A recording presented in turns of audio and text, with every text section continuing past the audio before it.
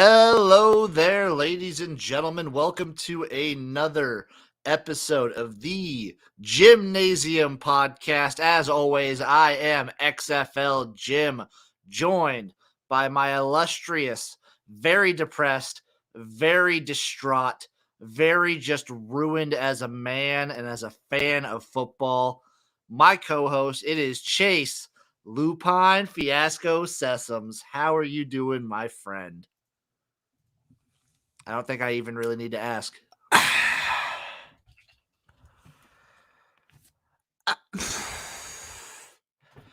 And then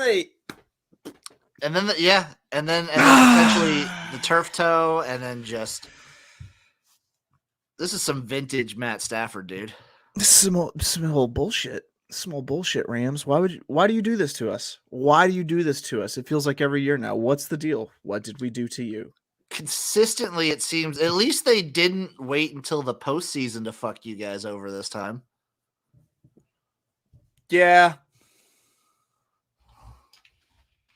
Like, it could have been. They could have dangled it in front of you. They could have let you guys get into the playoffs, and then the refs could have fucked you there, where you're close to the Super Bowl. But this year the playoffs was just enough. The playoffs were our Super Bowl, man. That's okay. That was your problem right there. That was your issue. As soon as the playoffs become your Super Bowl, your everything, the NFL and the Rams, and if it wasn't the Rams, somehow I believe the Vikings would have taken it from you, but somehow it would have slipped away. They snatched it away. They took it from us. It was stolen. And here I was thinking maybe that we get some help from our Ramily. No. Don't call them that anymore. They don't deserve that title anymore. Never again will I refer to them as Ramily. I hope they lose in the first round. If SoFi Stadium burns down, I'm not saying it was me. As long as my favorite bakery next to it is okay, I don't. Yes, of That's course. That's just a few $1 billion. Yes. I will make sure. I'll rope it off. Is that how you fire with ropes? If they're fireproof ropes, Teflon ropes, then you're fine. So you guys sort of give some of those retarded ropes, and that will take care of it, right? Exactly. Okay. You get some of those special needs ropes, and you're fine. Those fire retarded ropes. Got it. Exactly. So I mean, we'll just start. We're going to be breaking down some NFL to start this Jimnasium episode off with. Hear me out. We just don't. Maybe we pivot. And we just talk about The Bachelor. Maybe we just don't talk any NFL. I don't want to talk about oblong ball shaped sports anymore.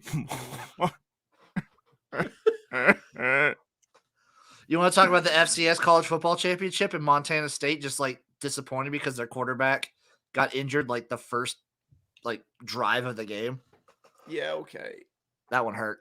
Too. I had a future ticket on Montana State.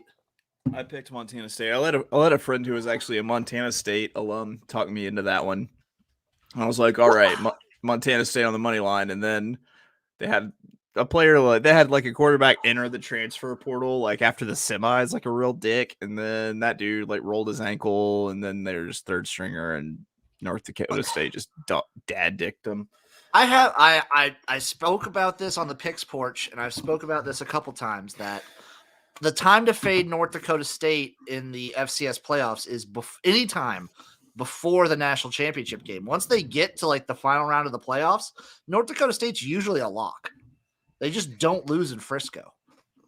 Yeah, that's a weird place to not lose things, but yes, that's pretty much it. Also, it's the last bastion of the fullback. Where do they go after that? Do they just go and work on random ranches around North Dakota? Is that what happens to fullbacks? I think so. I think they go to the Dakotas and the Montanas of the world and just work on ranches. Yeah. So I saw a statistic. Out of all of the FCS programs, every single FCS program, there is one program that has a starting NFL quarterback. Actually, North Dakota State, and they have not just one, but they have two NFL quarterbacks. The only FCS school to have any. Yeah. And then Well, one of them. I mean, does one of them really count? One of them is not a second-class citizen. The ginger, the redhead. Yeah, one. the ginger's he's a second-class citizen. I saw a take on Twitter that was hilarious to me that the Colts by booing Andrew Luck when they did, they cursed themselves to just get Carson Wentz, who's just a worse, like, everything. Yeah. Yeah, it's amazing. Yeah, I love it. I love it. It's so fantastic to me. Where did your Carson Wentz hate come from? I often like compare this to the Hatfields and the McCoys because no one really knows how it started, but they just know that it's like a deep, deep blood feud at this point. I think it was, I felt like with like the way that he exited Philly and like, I don't know, like the way that he wanted the trade out of Philly, like I just felt that he was just this like insanely just soft ass person. And it made me think that he was a little bit of a prima donna. And also, I don't know. I get that vibe a little bit too. That was when I feel like a lot of people soured on him, is like the way he exited Philly. Because I feel like before that, in 2018 and whatnot, a lot of people, me included, I was on his side. I was like, yeah, he's doing the best with like a really bad situation. Like, he's not the problem this year. And then he just kind of took all that goodwill and shoved it back in our faces. Yeah, like demanding a trade when you're like hands down like the top paid player on the team, and like you just like, and it's literally just because you're too soft to play in fucking Philadelphia. You're too soft. You know what? You know what I think is going to be funny is when he thinks that Philadelphia was bad, and then all of a sudden the nice people of the Midwest and Indiana just like go fucking full cutthroat on him. Fair, but I also think Philly's like its own special breed of fan. Like, the Philly fan is a special breed. It is a very special breed, but I have faith that the Indy fans could be somewhere close to that breed if they just try hard enough to fuck with Carson Wentz. I think they could. I think that it's very easy to hate Carson Wentz. I think he's a very hateable person. He's a very hateable person. A lot of it is, I don't know, he's got that goody two shoes vibe. He's got like a dumb dipshit smile. He's got a dumb dipshit smile. He's got a very hateable face. It's an overlooked trait that how hateable his face is. The fact that he's non-vaxxed kind of pisses me off a lot. There's him spraining the maximum amount of ankles. What a dick move. The most dickish move anyone's ever pulled off is spraining both their ankles. What are you, jumping out of a helicopter or some shit? No. He's a national hero, okay? Yeah, little football carry Strug. Little ginger football carry Strug. You know what? Let's just start with that game. I'm not even going to talk about the games before because, like, good job on the Lions beating the Packers. And then the Saturday games were just both fucking weird and wild. Fuck you, Cowboys, for keeping your starters in for all 4 quarters in a game like that. That's disgusting and should be frowned upon. But Colts losing to the Jaguars. Hilarious. So funny. Falling out of the playoffs. Trevor Lawrence playing his best game of the season. And like, this was like the best case scenario for Jaguars fans because Trevor Lawrence looked great. They win a game, which is always awesome as a Jags fan, and you still get the number 1 pick overall in the draft. Yeah, and you beat a division rival in the process. Yep. You fucked up a division rival season in the process. That's just like that's the cherry on top right there. Like, if I cannot do good things, I can still do bad things for you, which is always just it's the sports dream. It's the sports. The rule of sports is always, it is not enough for me to succeed. Others must fail. Others must fail. Others I dislike must be miserable at all times. Yes, that's how we handle it.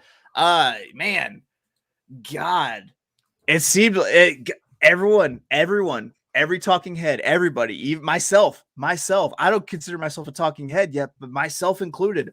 I didn't think that the Jags had a chance in this, and then they just came out and ready to play. We were talking about this on Fantasy Foreplay this literal morning that Jonathan Taylor will be cruising. He'll be out by like 10 minutes into the game because the Colts will be up so much. Turned out he only touched the ball like 16 times in a game where they needed to go to the playoffs. Where they tried to like, no, we'll win. We can rely on Carson Wentz. It's fine. Yeah, we'll win. We'll bring it back. And like they just saving him, or like they might have just gotten so far behind that they had to throw the ball entirely. I think eventually you get to a point where you just can't simply run it every time. Jonathan Taylor's not going to be able to just carry you guys to like a 20-point deficit. Yeah, irregardless, Leo owes you $100. Actually, That's right, isn't it? What was what was the bet again? That Alvin Kamara would outperform John. which he did by a lot. By a shitload. By a lot. I actually have let me check my fantasy lineup because I wanted to give Beho some shit too. In the words of Teddy KGB, pay that man his money. Oh, god dang it. Where is it at? Okay, here it is. Contests, recent. I won $30 off of my lineup from Fantasy Foreplay, just so everyone knows. And that's with Beho's bullshit pick. My worst player on my lineup, his value play of Samaje Perine, 0 points. 0 points. Zilch. You know how many points Alvin Kamara had? 21. Yep. 21 on DraftKings. Yeah, did pretty decent for me. My fucking breakout was easily Amon-Ra St. Brown. Yes. Dude fucking balled out. Yeah, that was my pick, and I got that by virtue of being ahead of you. Did you see? So him and his brother were both playing in this game. His brother, Equanimus St. Brown, plays Equanimous, yes. Equanimous, whatever. Did you see their dad? Yeah, his badass Lions Packers jersey. Do you know their dad's name? No. John Brown. Yeah.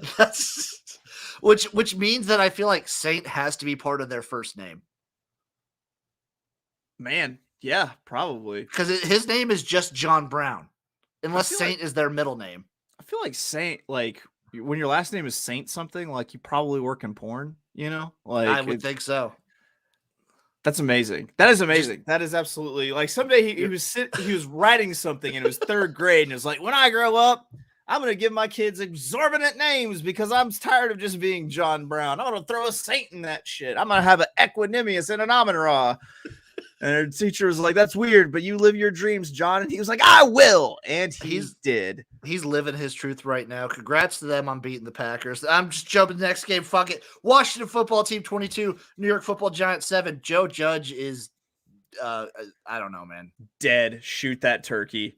He's back. I bet he's back for next season. No, God, he's back. All right, actually, you know what? You know what? You actually, at this point, you have to go up the chain. You have to look at the guy who's hired these last he's fired. Like 3 or 4. Gettleman's gone. Out. Gettleman is like gone. Which, like, to me, they're doing the super dumb thing of firing the GM and not firing the coach. You got to like clean house if you're doing that. Yeah, it's got to be completely just top to bottom. Like, yeah, that's Gettleman is hands down has to have done the worst job with the franchise in the shortest amount of time in the history of the NFL.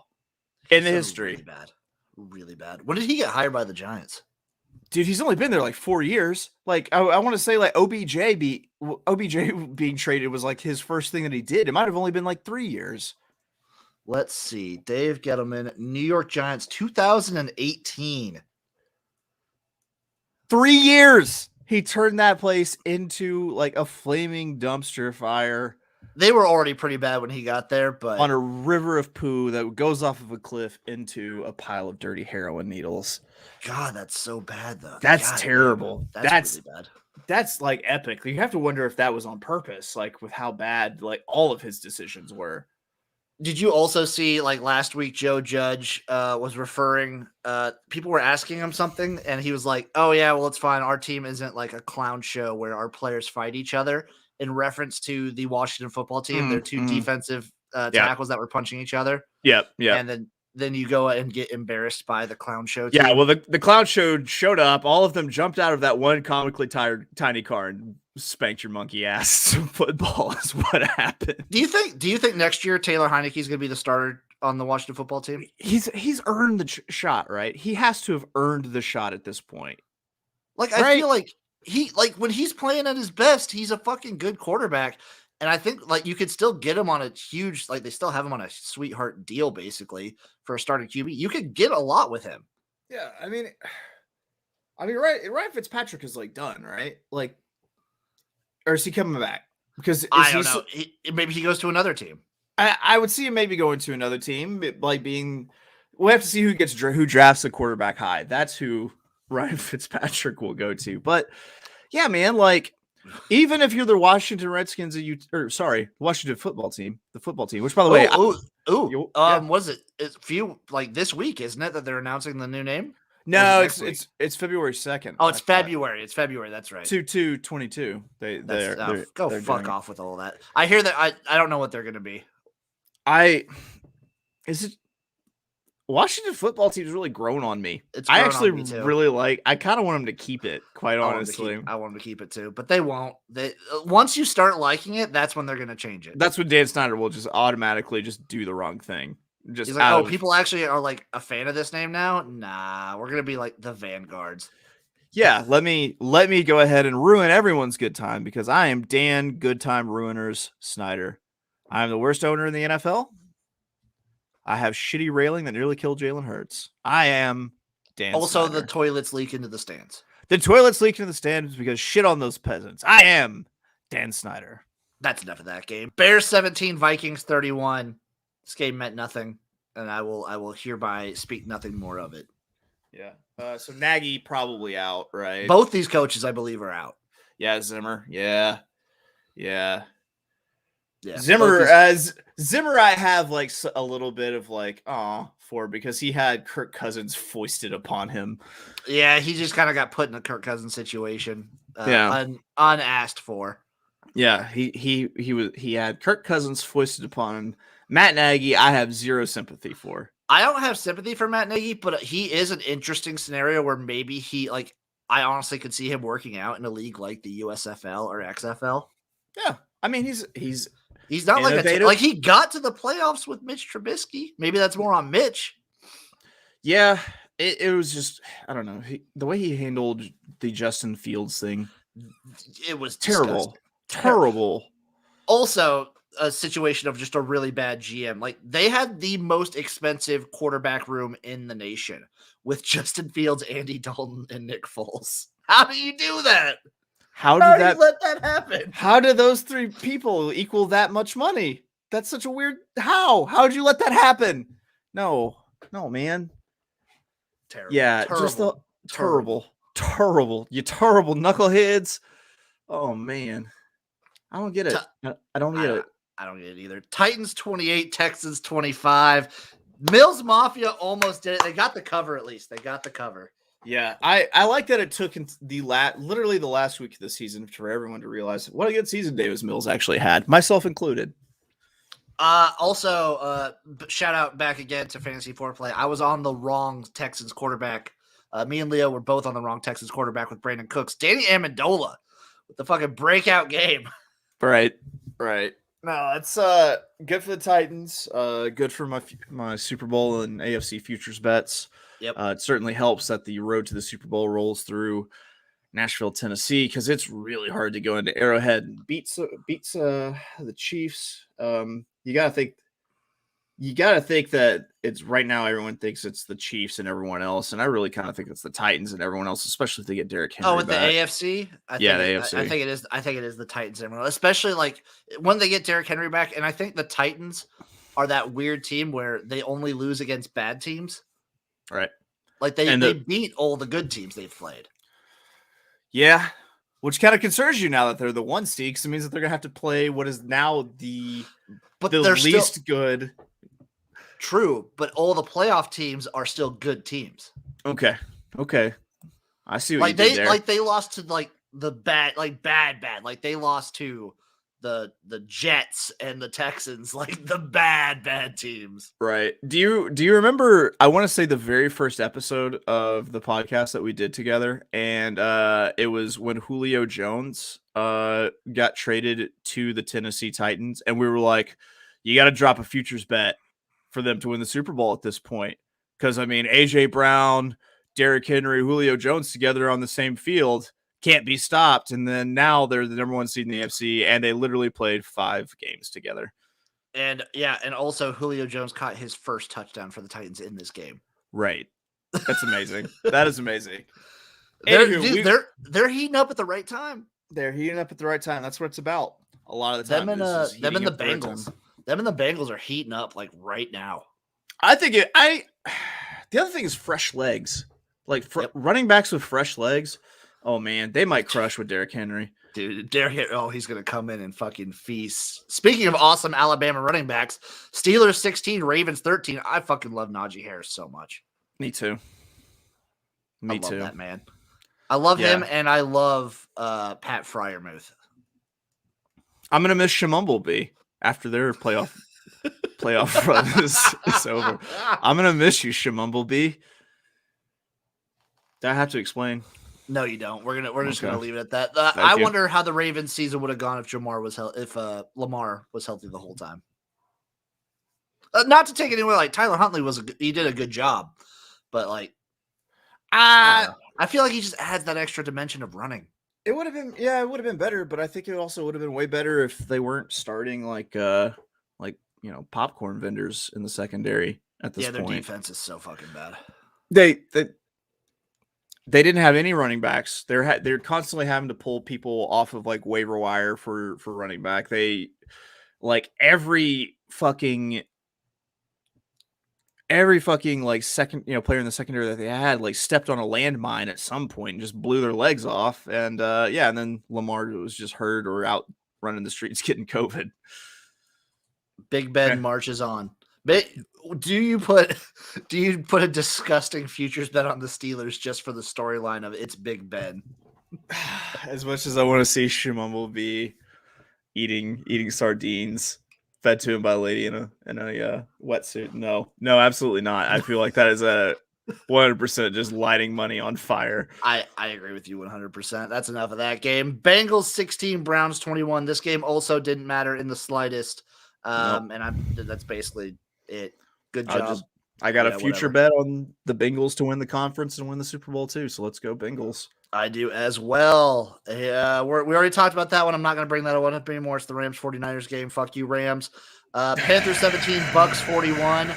We talked about this on the Pick Sports with Eric. The Bucks had a bunch of players with like incentives and whatnot, so this one kind of made sense. Yeah, people got their checks. You know who didn't get his check? AB. Crazy fuck. And it's just another year of the NFL passes by. Another year, Mike Evans gets 1,000 yards receiving. Yeah. Like, what's amazing is consistent. How it blows my mind that no one ever realized that Johnny Manziel wasn't the real talent there making things happen down in College Station. It was Mike Evans. It was Johnny Manziel just throwing the ball straight up in the air to Mike Evans and Mike Evans coming down with it. Don't take away from the magic that was Johnny football in college. I'll take away all the magic from Johnny football. He was electric in college.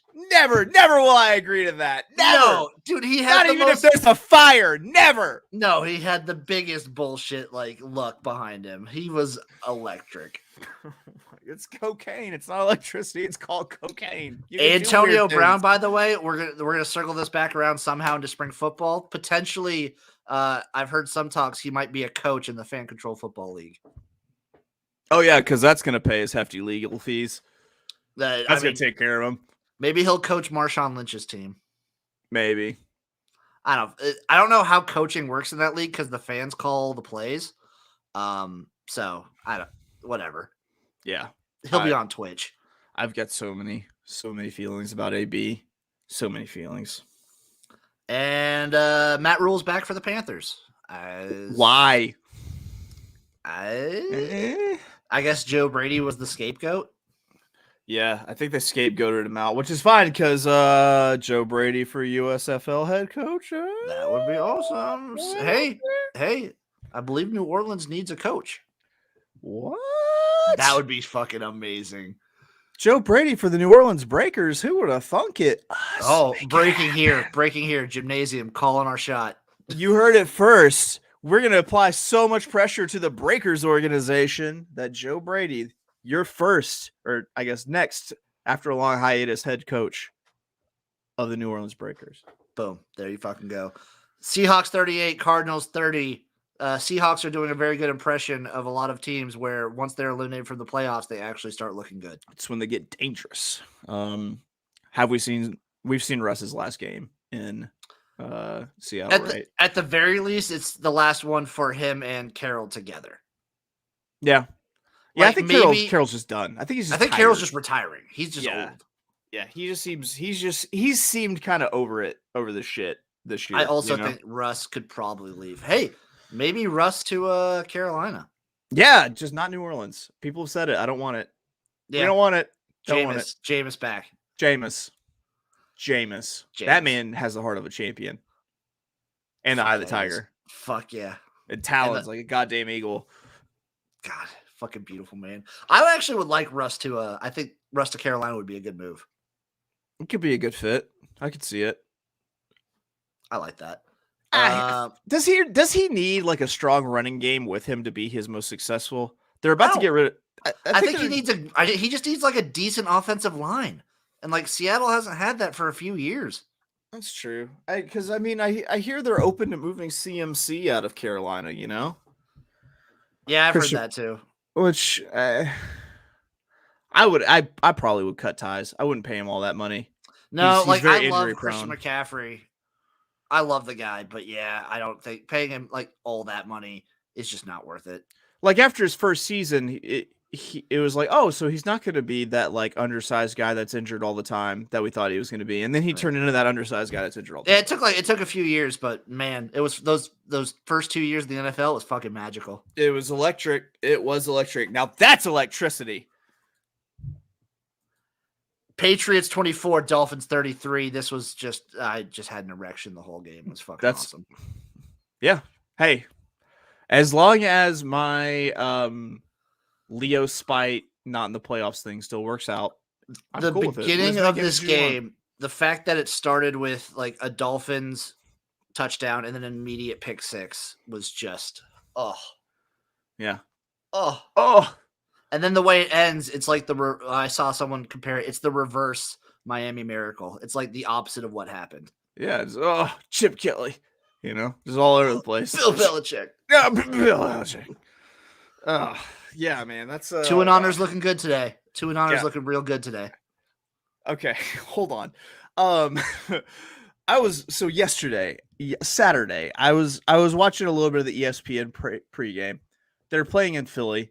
So who does that mean is on the screen? Sal Palantonio. Yep. Behind him on the mega screen in the link, gigantic burning Q. I was like, Philly, you stay Philly with all your crazy Philly. God, Philly queuing on. How crazy can that shit be? That's pretty shit. That's pretty insane. That's pretty insane. Good day for two and honors, and Jalen Waddle broke a rookie record. I love it. I love that touchdown celebration. So the Waddle's pretty good. If you're just listening to the audio version, that was me shifting in my chair and making a fart noise, not an actual fart noise. Yeah, that's good for. I like to see a young man achieve. So way to go. You really can blame Leo for any hate that I've had for the Dolphins recently. Yep. So. I mean, also, I don't feel bad about that. Good for the Dolphins. Good for Jalen Waddle. We also now come to the best part of any year for Dolphins fans, the upcoming draft, just where we can just believe and hope. Yeah. Pass on like generational talents.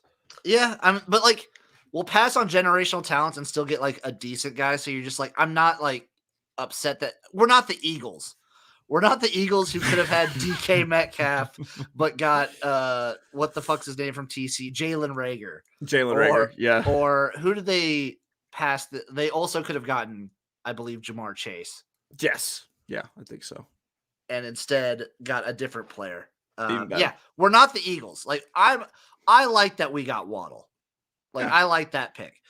I like Tua, but to see like Justin Herbert, the way he looks, that's a little disconcerting. Because like seeing him throw the ball to Waddle would have been pretty nice. I bet it would have been pretty nice. But there's no like it's nice to know that like there's no way we would have gotten like Joe Burrow.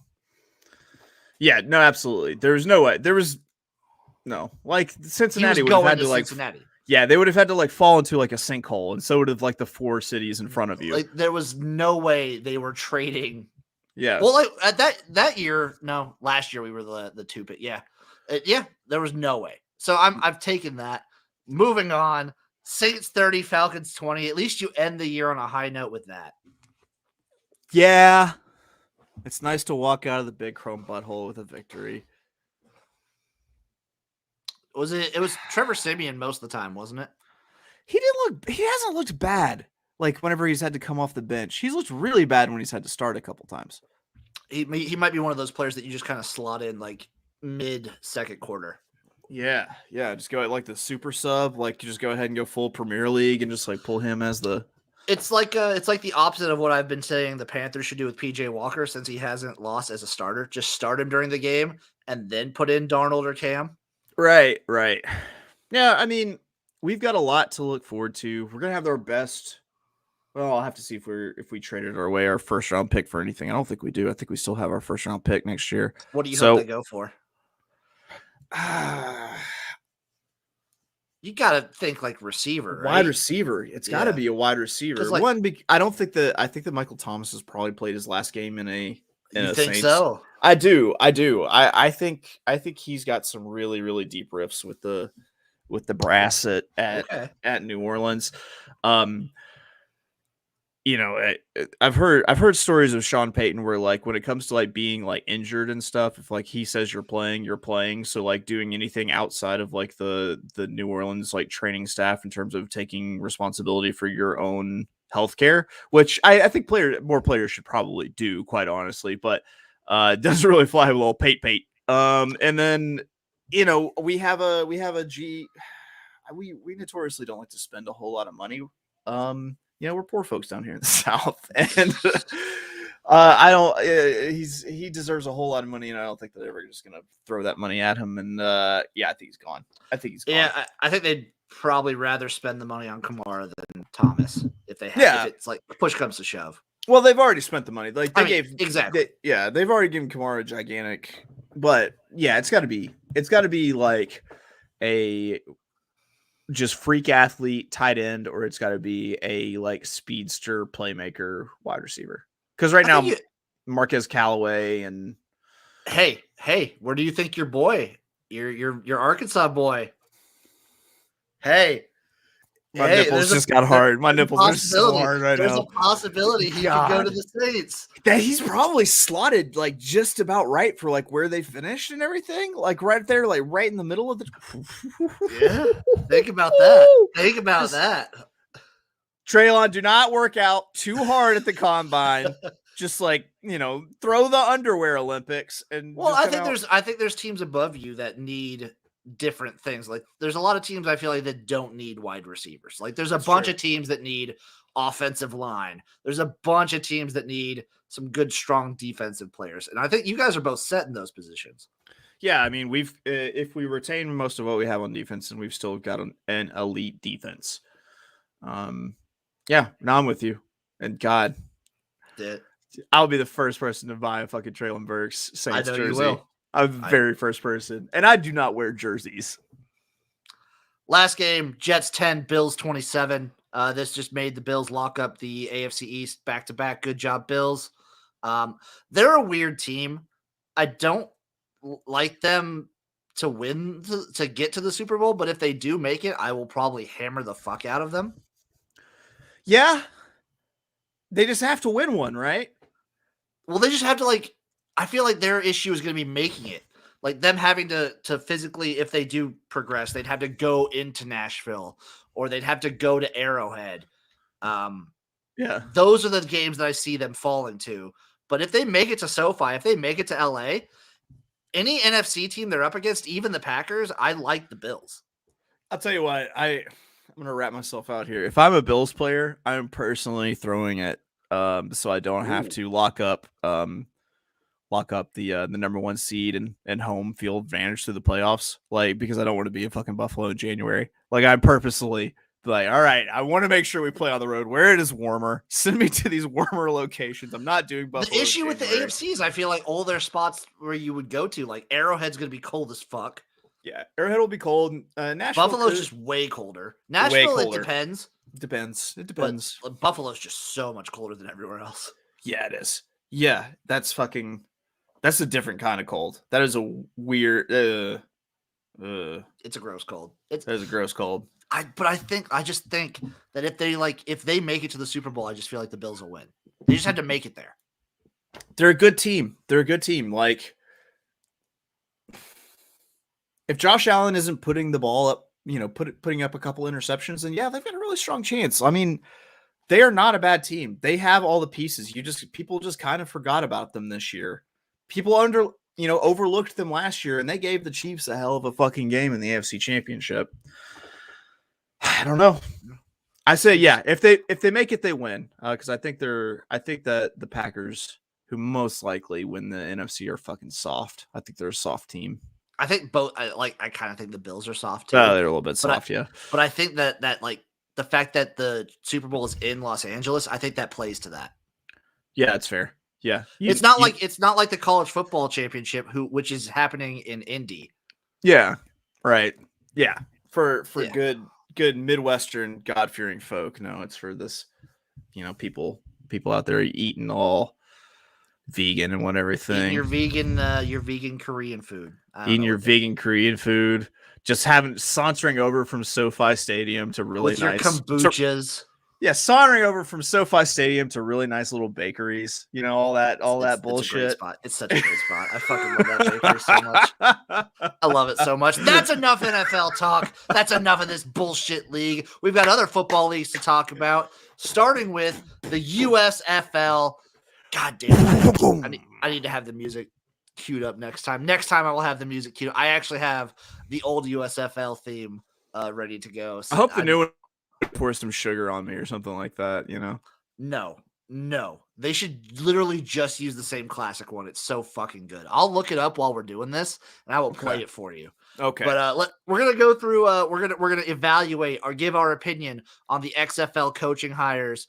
Starting off, it's confirmed not happening. Gene Chizik is not happening. There was that rumor that Gene Cheesedick would be a head coach of the Birmingham Stallions. He is not. He is confirmed not.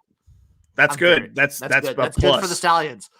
I wrote an article for Sports Gambling Podcast about this, and I had the Stallions last place just based on their name, and they got even further. They dug themselves further into last place with the Gene Chizik rumors. Yeah, just because I hate Gene Chizik so fucking much. He's such a bad coach. Yeah, man. They just social promotion. They graduated by failing, really, with the whole cheese dick thing. By doing not, I said this to many people who questioned why I had some teams ranked higher based off of not coaching. By doing nothing, sometimes that's better. Yeah, absolutely. Something is not always better than nothing. But yeah, that's a great fucking no-show right there. Let's start with the actual coaching hires. We have Kevin Sumlin to the Houston Gamblers. What do you think? Yeah. I think that noise kind of sums it up. Okay. All right. This hire was so bland to me that when I was originally writing the article, I originally put that the Houston Gamblers didn't pick anybody as head coach. I completely forgot about Kevin Sumlin, which is kind of what I've done ever since he left Arizona. I've just haven't thought about Kevin Sumlin or even realized he existed.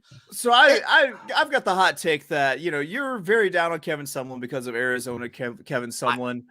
I think that Arizona just might be a program that kills coaches. I don't think he was that good at A&M either, though. I mean, he's just as good as Jimbo Fisher. I don't think Jimbo Fisher's that good of a coach. Well, okay, that's fair. That's fair. I have two takes. I think Kevin Sumlin can be good in this league if he gives an effort. If you see Houston Kevin Sumlin or even early A&M or even mid, I think he was giving effort at A&M. The reason I hate him at Arizona is I felt like he just gave up. He just got his paycheck and then just coasted.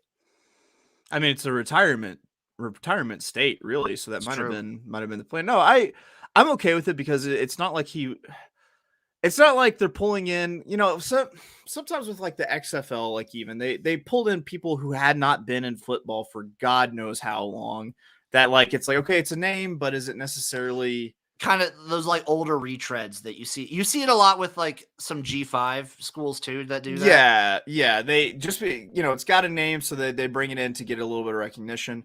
I think he's been in the game recently enough that the game hasn't necessarily passed him by. I mean, if you remember the kind of football that they played, it was kind of a wide open, very spread out. I think it'll be a good thing. I like his offense. I like his offensive mindset. I'm just the fact that I believe he's also being brought on as the GM for the team too.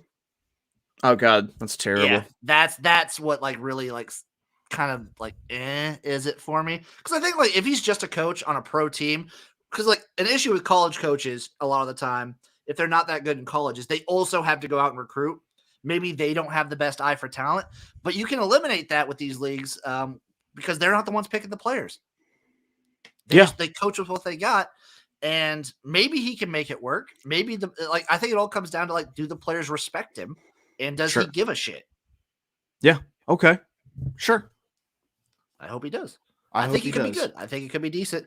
Then we had the Tampa Bay Bandits hiring Todd Haley, who I was originally like, I'm torn on. I think he could be decent because I like his offenses, but also like he wasn't that great on the Chiefs, and apparently like Big Ben and a lot of offensive players on the Steelers when he was there really hated him. Really hated him. Really hated him. Yeah. I think, and that's not a good sign. Kind of just a ginormous douchebag is kind of the vibe that I get, that he really just kind of sucks as a human being. I remember his offenses at like the Steelers being like really not good. You know, like they're not as good as they should have been, I guess is what I should say. I do remember like a Snoop Dogg Twitter rant about Todd Haley. In fact, that's his most notable aspect. That might actually bump him up a little bit in the rankings. Yeah, but that's the issue that I have is I feel like everything I think about when it comes to Todd Haley is the players fucking hate him. Yeah, and for a league like the USFL, that's kind of the number one thing you need is players to like you. Yeah, they're giving this whole spring football thing a chance. You definitely want a personality that's going to keep people engaged and wanting to play, you know? But the positives is like similar to Kevin Sumlin. He's a name that people will recognize. Like he's not an old guy for one. And don't get me wrong, June Jones, one of my favorite coaches in all of fucking football, little bit older. I still hope he comes back for the XFL because I love the run and shoot so fucking much. But like a little bit younger guy in Todd Haley, people will know him. It's a nice name, but the issues come with like, I don't know how he's going to be with like personnel. Yeah. Which, I mean, I think it would be in the Tampa Bay, Bandits' best interest for them to have like a buffer, like Todd Haley tells the buffer things, the buffer talks to the players. I think I'm very interested to see who Tampa hires for their offensive and defensive coordinators based off of this. Yeah, it'd be interesting. I think that'll affect my opinion on them a lot. You got to think Todd Haley still calls his own plays, though. You got to think so, but like maybe if he's not the one like on a day-to-day basis at practice. Yeah. Like if he's just like giving if the players are learning it from, I don't know, man. If he brings in Joe Brady as his offensive coordinator, I will burn the city of Tampa down. Agreed. I'll burn it right there with you. There we go. Next up, Mike Riley to the New Jersey Generals. And everyone on this podcast should know I am a Nebraska fan, so that may make you think that I hate this hire and I hate Mike Riley. And I do hate Mike Riley for what he did at the University of Nebraska, but I actually like this hire quite a bit. I'm just actually going to step back and let you freestyle on this one. Just go ahead. Tell us, Jim. People know Mike Riley mostly for college and recently mostly for ruining the Nebraska Cornhuskers. Mm-hmm. But he's one of those guys, he's been everywhere. He's coached in the NFL, although it wasn't that great with the Chargers. He's coached in the CFL. He's won the Grey Cup there. He's coached in the AAF. The San Antonio Commanders were pretty decent in the AAF. They were 5-2. And while he was slotted to be offensive coordinator for the Seattle Dragons, he never actually got to perform his duties because I think his wife had cancer at the time. So he just never, it was a sort of a sad deal. So he never actually got to be an offensive coordinator for the Dragons. But he's been around these kinds of leagues a lot. And I think if he's not the one, a similar situation to someone, if he's not the one going out and getting these players, I think he could be a decent coach with like a pro style offense. I'm going to sum up your feelings with I'm for against it. No, I'm with it. I'm for it. I like this hire. I like this one. I'm against for it. There we go. I'm just trying to, there we go. No, I like the hire. I like the hire quite a bit. No with a yesy aftertaste. No? Do I like, yes? A lot of tannins. I like tannins in that no. It's really a dry no that brings in the yes flavors, a real yes bouquet. I dig it. I think like I look to his resume as like in the CFL and the AAF, how he's doing there, and he looks pretty good. Like he's the kind of guy that I like for these spring leagues. We got to see the rule book. We got to see the rule book because I think that you can if if we have like a really like kind of wide open, like, kind of experimental league, the way that like the XFL had been, like, then I think players or coaches that have that Canada, CFL coaching experience are going to be pretty good, I like that, and I like the fact that he's a decent, like, he's a name people will recognize, and he's also, I don't feel like he's the kind of guy that would jump ship. Like, he's not going to get hired away. Which, that's kind of like a dig at Mike Riley, I know, but like that could be good for the USFL. I feel like he's a good loyal guy. Yeah, man. Yeah. It's yeah, okay. I just summed up everyone's feelings with, yeah, all right. That's pretty damn accurate. And last, but certainly not least, I believe this is our number one hire so far of the USFL. It is Bart Andrus to the Philadelphia Stars. I fucking love this hire. And it's a deep drive by the Philadelphia Stars. This one is gone. This hire is a home run. His picture that they have for the Philadelphia Stars Twitter, it's amazing. He looks like a fucking mob boss. Yeah, a little bit. That kind of flies in Philly, I think. I don't know. Just the whole, like, those Photoshops are also very goofy to me. But they are. But we know this is the best hire. This is the best hire that they made. I mean, he was coach of XFL Team 9. Okay. But let me go through his entire coaching experience real quick. Go ahead. So starting out, St. Patrick High School, California. That means nothing. Grad assistant at BYU. Then offensive coordinator at Humboldt State, Montana State, and then Southern Utah. So he grows good dope. Head coach of Rocky Mountain. That's not even a real place anymore. I think that was like a series that was on, like, I don't know, like Versus or something. I think so. Offensive coordinator of the Tennessee Oilers. QB coach of the Tennessee Titans. Oh. Then in 2000, he went to the Rhine Fire, NFL Europe. This is back when they were the World League of American Football. I believe you're pronouncing it wrong. You might be confusing the people. So everyone who's out there, I believe it's the Rhine. I think it's Rhine Fire. Then you will fear the Rhine. Same league, NFL Europe, the Amsterdam Admirals, Toronto Argonauts, Omaha Nighthawks for the AFL, the American Football League. He's been, and then like Feather River College, blah, blah, blah, Spring League, Team 9, the TSL, Spring League again, the Generals, the Ottawa GGs last year, which was a Canadian college team, and now he's at the Philadelphia Stars. This guy has been in every fucking football league. How hard do you wish that you would have been a GG at some point in your football career? That's pretty sick. Yeah. It's like, so you're like your mascot's like an old lady that runs a bakery? No, not at all. Not at all. We're the fearsome GGs. Yes, he is an awesome hire. And for all those reasons that you just read out for a long time, because he has so much experience. He has so much experience in these different formatted leagues. He's not just a guy coming from college. He's not just a guy he knows how to navigate these waters. He knows what this is like. This is a home run hire. The number one thing for him, in my opinion, is the fact that, so this league is doing a draft in mid-February, basically, mid to late February. They're getting a little bit over a month to turn around and do training camp and start a league. You want someone, he has experience doing this. He's good at quick turnarounds, like adapting to new rules. It's his shtick. It's what he's fucking good at. And you can't overlook the role. Like, his job was to develop people for the XFL with XFL Team 9. Like, you're gonna have to develop people. You're gonna have to do it quick. Like, the job of, if you're not familiar with XFL Team 9 was just there to fill in players who are talented, who are good, who are ready to go anytime a team needed one. To keep the talent pool fresh. That means you know how to develop players. You know how to get them ready to go quick. Fuck yeah, Bart Andrus, let's get it. Let's get this Bart Andrus money, son. Let's fucking get it. Those are the coaching hires we have right now. A little bit of other USFL news. Did you see how big their roster sizes are? It's gonna be 50. Is that right? So here's what it is. Each squad will have a 38-player roster. Whew. And then 7 practice members. So a lot of focus on cardio, it sounds like. 45 member roster. I've listened to a couple podcasts and I think the same thing.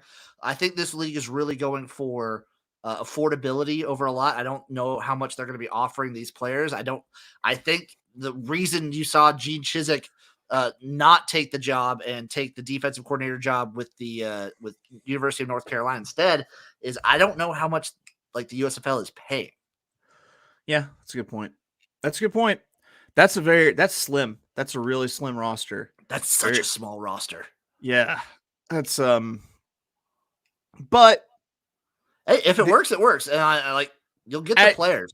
You gotta hope that being like like financially like, soluble or whatever. I don't know what the word is. Well, the cool thing for them, the best thing going for the USFL is the fact that they don't really have to negotiate TV rights or like pay for them because they have Fox to do that for them. Yeah, they have like the biggest thing for these leagues I find is after getting players, it's getting on TV on good channels, and with Fox backing this whole league, I don't think that's going to be a major issue. Yeah, I'm just saying, like with the way that like the Alliance of American Football and other leagues have ended previously, players getting consistent paychecks that actually don't bounce is going to be a big deal. That's going to be a huge deal. It's hard to attract people if they don't know if their paychecks are going to cash.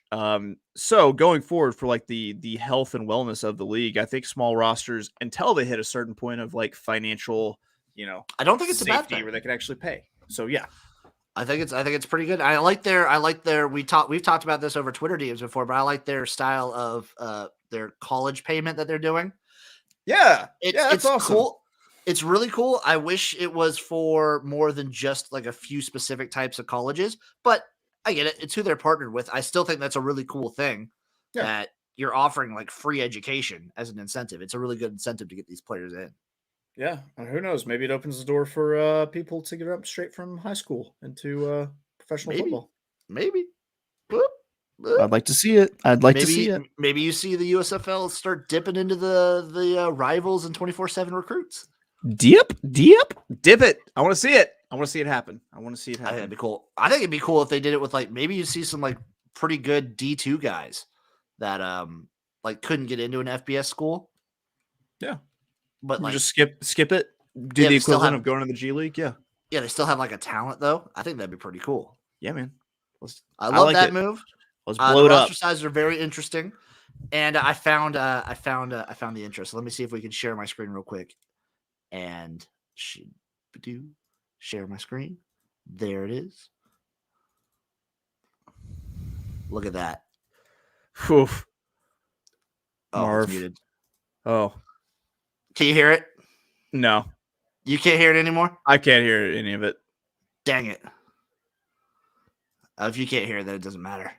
But I will find this video. This was a fail on my part. I will find the video and I will post it on Twitter. I love you, buddy. The important thing is that we're trying things, right? The important thing is that we're damn trying things. Other bit of news. That's it for the USFL, folks. XFL actually has some news going on right now. They have a little bit of some copyright, some trademarks going on down a little bit south of the border. Yeah. XFL. It looks like they have stuff for like clothing and ticketing and TV rights and interesting stuff. So it's either the TV rights could be just they want to broadcast down in Mexico. I think they have the same thing in Canada, that they just want to be able to like broadcast in Canada and whatnot. Right. The merch and whatnot is very interesting to me because usually you'd think if you're going to be trying to sell merch there, you're planning on putting a team somewhere around there that you want the people to buy.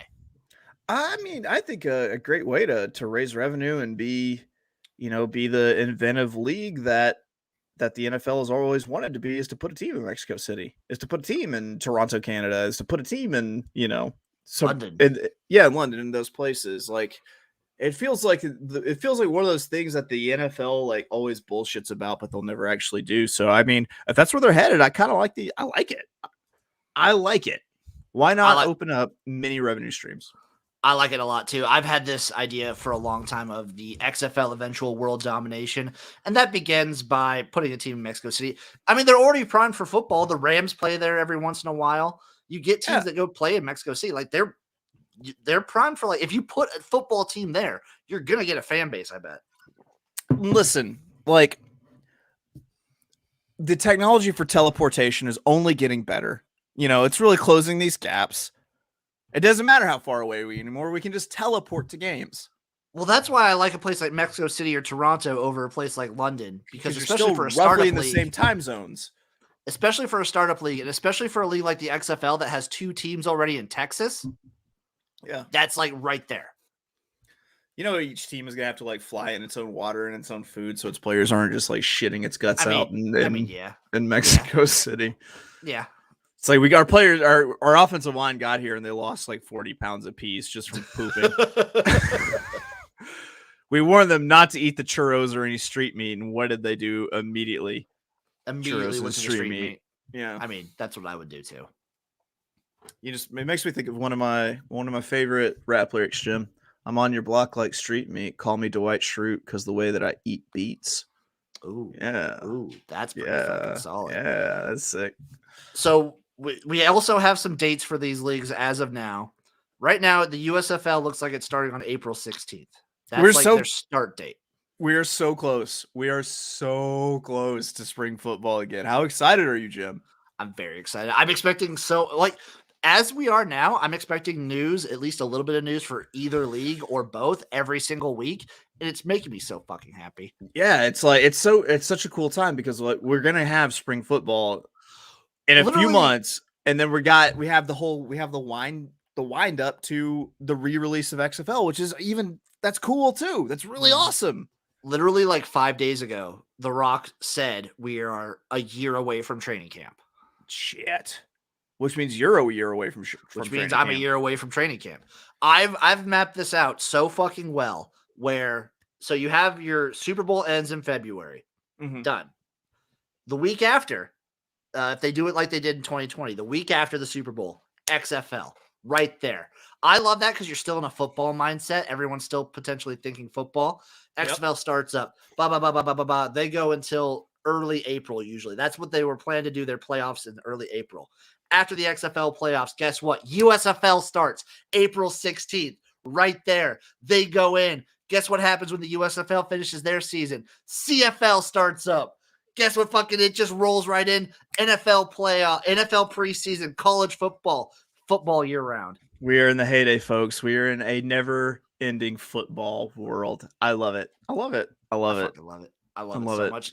Like I may never bet on baseball again. The only dead season you'd have like a month maybe of like July. Everyone needs a break, you know. And that's it. But then you have the CFL. Like the CFL usually starts up sometime and then because it doesn't get that warm up there. Yeah. Fuck yeah. Yeah. God damn. Yes. You can just always be betting on football. Yes. I love it. That's the news I'm really waiting for is who, like, I assume USFL is going to be like Fox Sports Betting or whatever, who they're partnered with. I'm very excited to see who, like, these other leagues, like the XFL, I'm excited to see who they partner up with for gambling. I think it's just going to become a bigger and bigger factor. I don't have these available to me yet, but I will soon because Arkansas has just legalized online sports gambling. The Racing Commission, those greedy fucks, actually approved it. We're not gonna have any of the big ones. I don't think we'll have FanDuel or DraftKings because they're taking like too big a chunk. But like I don't know, maybe we'll get like Caesars or something. And I want to see Caesars handle the XFL things because I want to see JB move as Caesar in Caesar's XFL commercials with The Rock. That would be two of the greatest people on the planet put together in a commercial. I mean, it was Caesar's last time. Was it? Okay. Yeah, it was Caesar's. Yeah, Caesar's was partnered with them last time for all their odds and whatnot. Let's get it. Let's fucking get it. I'm very happy. That's all like the XFL news I have going on, all the USFL news I have going on. Okay. I got nothing else. Okay. All right. So I got to ask, are you team AB? Are you team Antonio Brown? Brian told me he's team AB. Beho tells me he's team AB, and I don't get it. That's gross. Why? What has AB done? Like, is it between AB and being team like Buccaneers? I don't know. I literally don't know. I think I don't know. I have no idea why. If it's between those two, yeah, it's a he said. But what has Antonio Brown done to warrant any trust throughout his entire life, let alone career? That picture of like him getting his ankle worked on sure looks like a stock photo from somewhere of just an African American man's ankle getting worked on, and like in the text that he released, like him just throwing all the shade at Tom Brady after, like, I feel like publicly at least Tom Brady's done more for Antonio Brown than almost anybody. Yeah, absolutely. I think, man, I feel like he's kind of a narcissist. He's kind of a crazy douche. Pretty much. Pretty much. I've decided I'm just completely done with him. Like, I don't think his antics are funny anymore. I don't want any. No, I don't even want to hear about him anymore. I'm just if they done were with him. funny, I'd want him in like the USFL or XFL, but they're not, and I don't. Yeah, that's it. That's all I wanted to take your temperature on because it blew my mind. I got one more. 3 quarterbacks you'd like to see in the USFL this year. Ooh, 3 quarterbacks I would like to see that are like realistic. You go. You do one, then I'll do one. So I'm trying to think of 3 as well. I got a few.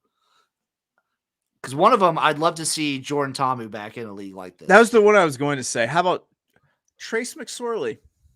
I like that a lot. I think Trace McSorley. He can't the fucking AAF brought Hackenberg. Right. Right. I think Trace McSorley is like. I think, dude, no, never. Never. That was the big. As soon as like they did that, I faded the fuck out of the Vipers. Right. Yeah. But I think Trace McSorley. Yeah. I think he's I think he's good enough to like be pretty decent in these kinds of leagues. Make the call, folks. Josh Johnson. Josh Johnson will play in any league, any team, anytime. Make the fucking call. He will play in a fucking parking lot with broken glass on it with some fucking, phone books for knee pads if they even make phone books anymore. God, and I fucking love it. I love Josh Johnson so much. Let's see. You took my Ta'amu. Gave you Trace McSorley. I'm thinking of maybe someone coming out who's not gonna necessarily go to the NFL, but they could maybe go to the US. Like who's coming like this year, kind of? Yeah. Maybe fucking Cincinnati's quarterback I don't think would make it in the NFL. Ritter? Yeah, I don't think Desmond Ritter. But I think he's a good enough name. God, he's still playing college ball this year, but I would say Jake Haener. Yeah, that'd be a good one. I want to see Jake Haener in USFL year 2. That'd be cool. That'd be really cool. Get him in Birmingham. Yeah. Yeah. Jake Haener transfer to UAB, play for UAB, and then just transfer smoothly over into the USFL. I'd like that. All right.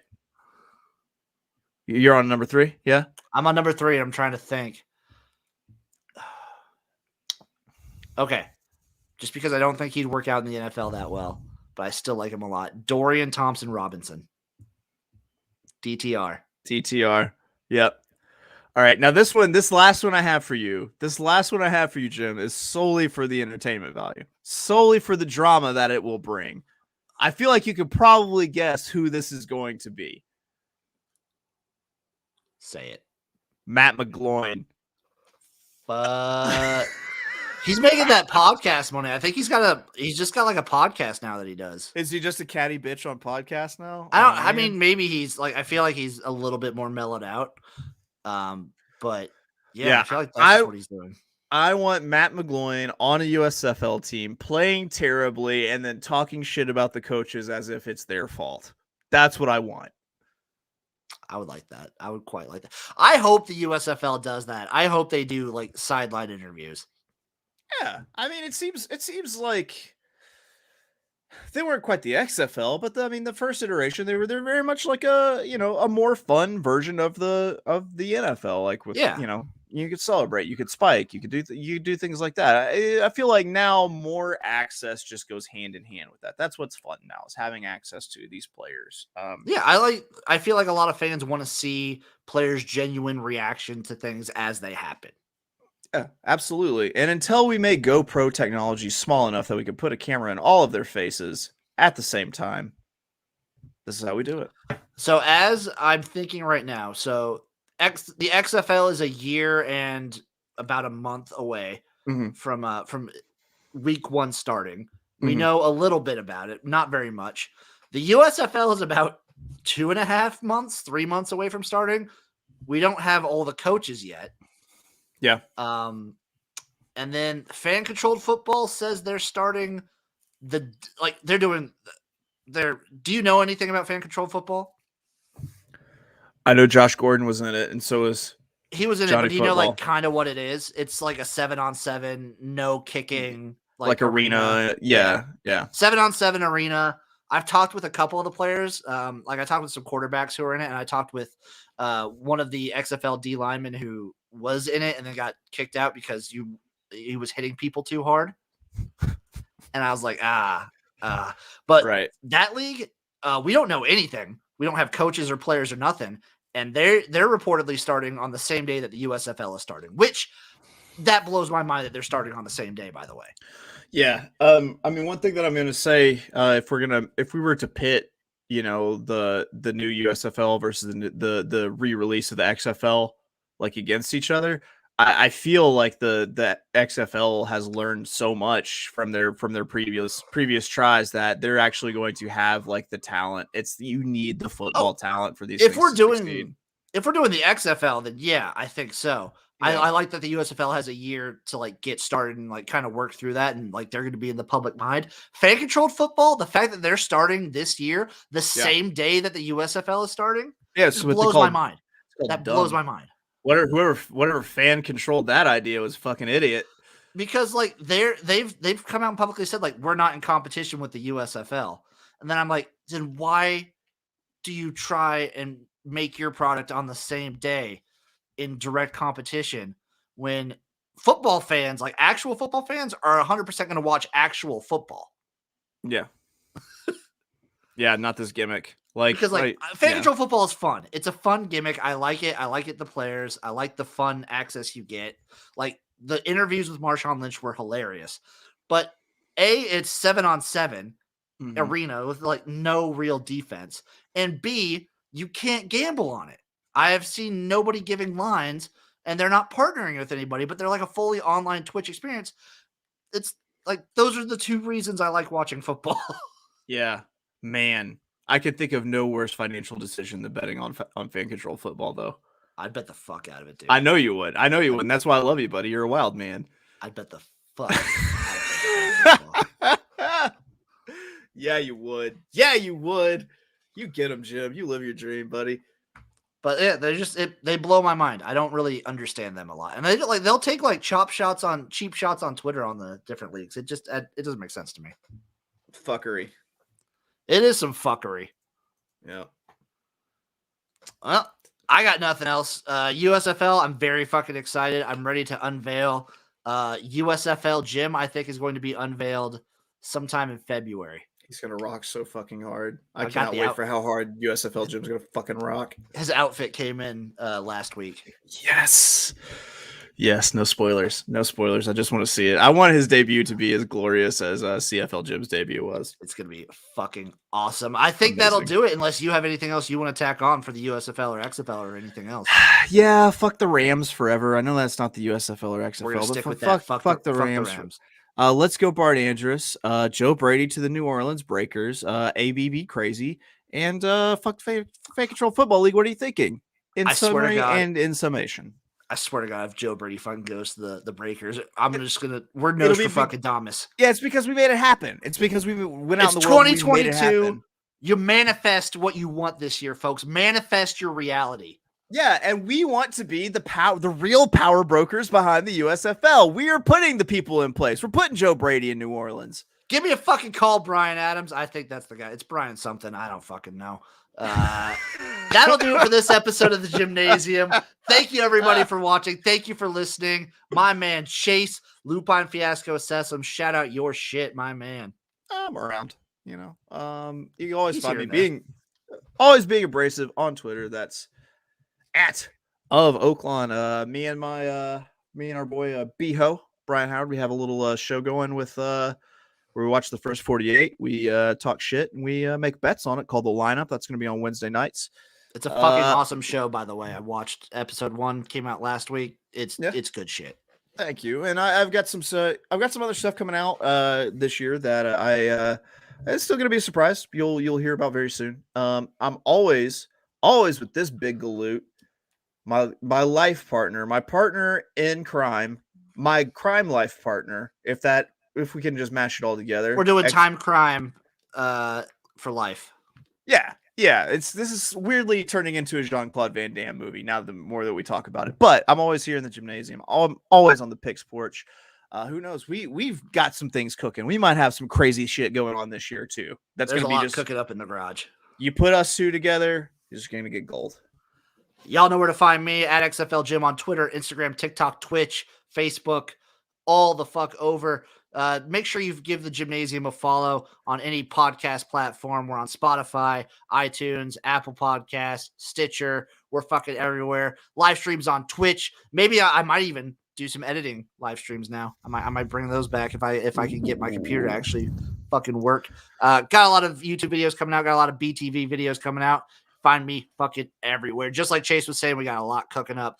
Thank you all for listening. Give us a like, give us a follow. Appreciate it. Love you guys. Peace out.